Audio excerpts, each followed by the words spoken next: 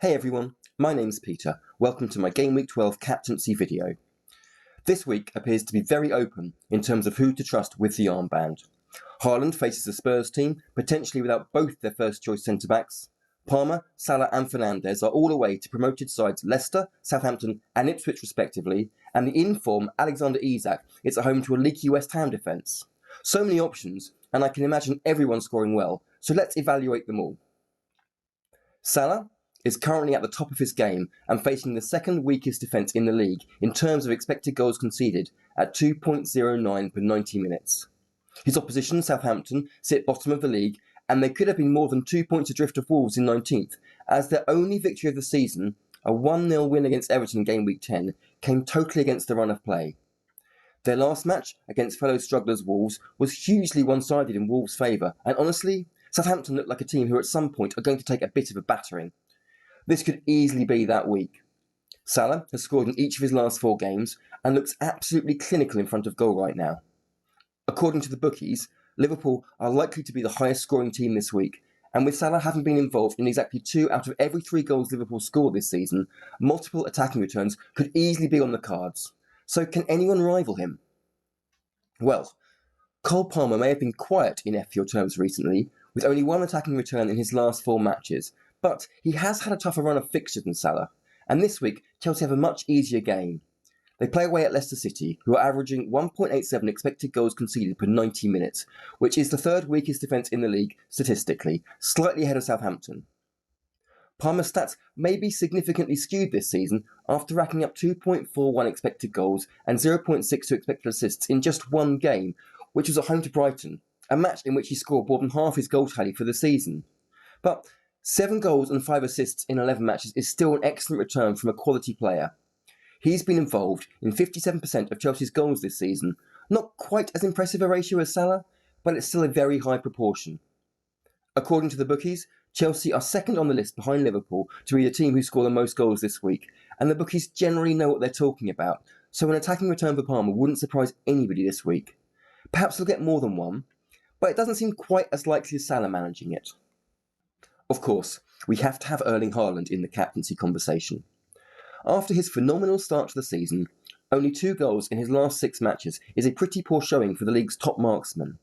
But he has racked up 4.59 expected goals in his last 3 games, so he's clearly still getting the chances. Now, maybe he's not on top form, as he's obviously missing a lot of them. Perhaps this is just a balancing up from the beginning of the season, when every time he touched the ball it seemed to end up in the back of the net. But we all know Haaland isn't usually kept quiet for long. His fixture against Spurs doesn't look simple on paper. With 1.1 expected goals conceded per 90 minutes, Spurs statistically have the 5th best defence in the league. At times they've shown that this season, most notably in the match at home to Arsenal, where despite losing 1-0, their expected goals conceded was only 0.73. However, they've shown more frailty in the last 2 game weeks. In week 10, Villa only scored once, but they wasted a host of chances from expected goals of 1.86. In week 11, Ipswich took full advantage with a 2-1 win, posting an impressive 1.74 expected goals in the process, and they're not a team we associate with those kind of high numbers. To make matters worse for Spurs, we know that Mickey van der Ven will miss the match against City with injury, and Christian Romero is also at risk of not being fit to play. So that's either one or both of Spurs' first choice centre-backs being out. That's got to help Haaland's prospects of getting on the score sheet. It's a tricky one, this, trying to judge the exact impact of Romero and Van der Ven being missing from that Spurs back line. If they were playing, I probably wouldn't be putting Haaland into the captaincy equation, but without them, maybe this is the week that Haaland gets another big score. So, Bruno Fernandes has to be part of the discussion this week too. After 2 successive double-digit hauls, Manchester United now face the league's weakest defence on paper, Ipswich Town at Portman Road. Ipswich's expected goals against are a massive 2.27 per 90 minutes, and being Ruben Amorim's first match in charge, United's players will be fired up and ready to prove they deserve a place in his starting 11. We can't know exactly how attacking United will approach this fixture, but I get the feeling they'll be at full pelt from the off. The bookies don't feel like there's as many goals in this game for Manchester United as they reckon there will be for Liverpool and Chelsea, but it's the kind of match that could defy the odds.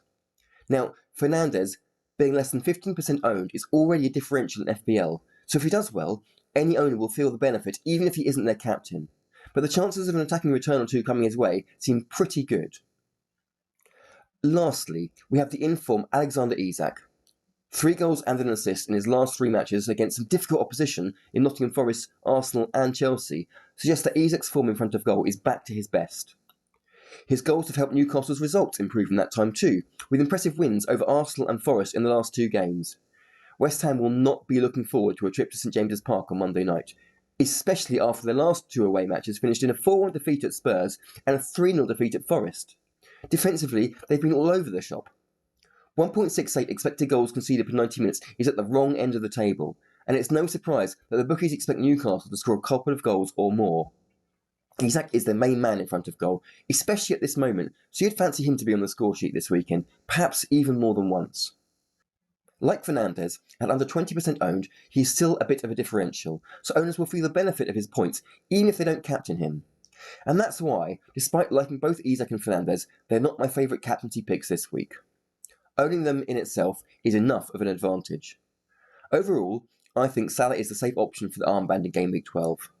Palmer is still a great choice for captaincy, but the information we've got does suggest that Salah probably edges him in terms of likely attacking output. As for Haaland, maybe he'll have a great week and outscore Salah, but perhaps it's more likely that he won't.